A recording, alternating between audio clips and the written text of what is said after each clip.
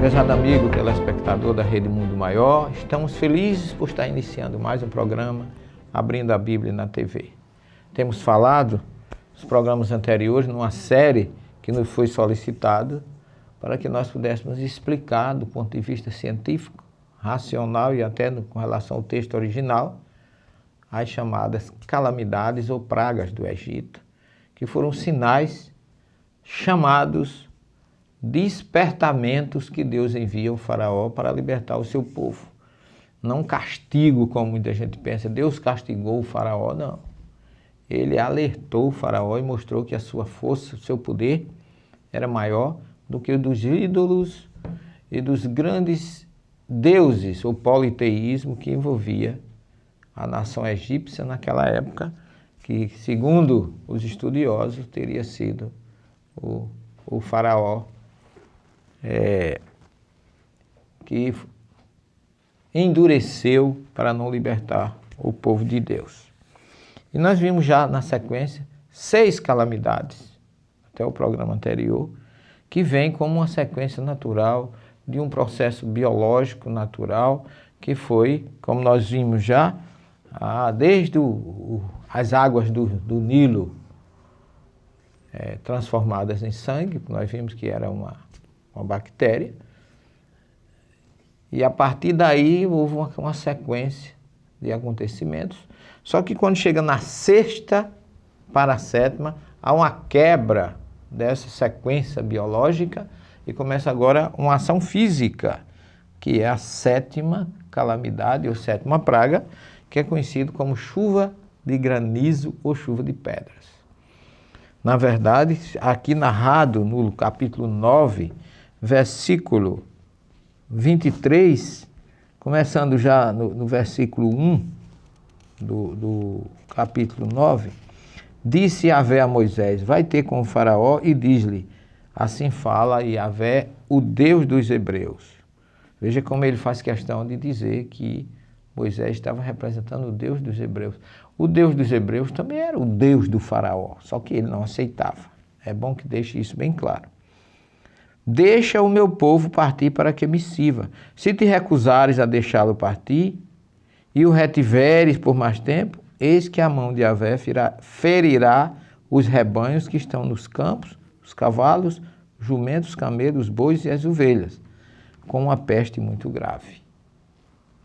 Yahvé separará o rebanho de Israel do rebanho dos egípcios, e nada perecerá do que pertence aos israelitas. Yahvé fixou o tempo, dizendo, amanhã Yahvé fará isso no país. No dia seguinte, fez Yahvé o que tinha dito. E todos os animais dos egípcios morreram, mas não morreu nenhum dos animais dos israelitas. Então foi essa a peste dos animais, a peste das úlceras.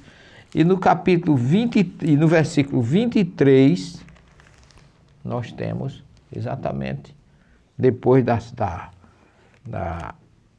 peste dos animais, nós temos a chamada chuva de pedras, onde diz assim, disse Yahvé a Moisés, estende a mão para o céu e cairá chuva de pedras em toda a terra do Egito, sobre os homens, sobre os animais, sobre toda a erva do campo na terra do Egito. E Moisés estendeu a sua vara para o céu.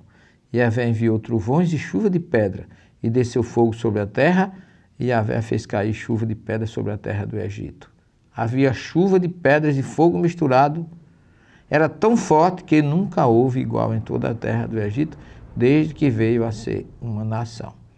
A chuva de pedra feriu em toda a terra do Egito tudo que estava nos campos, desde os homens até os animais. Feriu toda a erva, quebrou todas as árvores, e somente na terra de Gésem, onde estava o israelita, não houve chuva de pedras.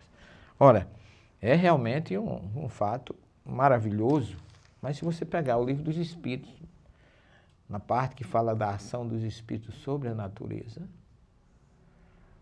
ele fala que os Espíritos são os seres do universo que realizam as obras de Deus, e esses espíritos é que são responsáveis pelos maremotos, terremotos, tsunami, erupções vulcânicas.